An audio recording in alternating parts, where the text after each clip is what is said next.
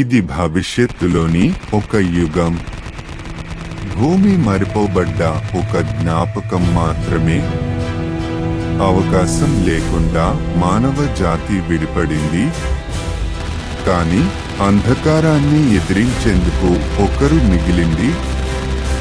వాళ్ళ పేరే విరేయా ఎక్స్, ఒక సైబర్ యోధురాలు.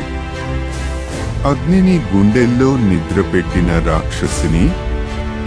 ఆమె కళ్ళు మంటలలా మిన్నంటుతుంటే శత్రువులు నీడలలా కరిగిపోతారు.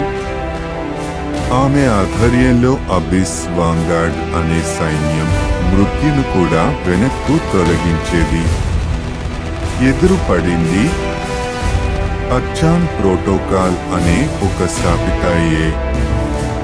విద్యాన్ని తుడిచిపెట్టేందుకు తలపెట్టిన డిజిటల్ శక్తి. మరణం ఏదైనా అయినా విరేయా వెనక్కు తగ్గలేదు. ఆమె పంచుకుంది చివరి సందేశం. విజయం అనేది బ్రతకడం కాదు, మనం ఎందుకు చనిపోతామో నిర్ణయించుకోవడమే. ఈశ్వరం నిలిపేసినది ఆమె పదచిహ్నాన్ని.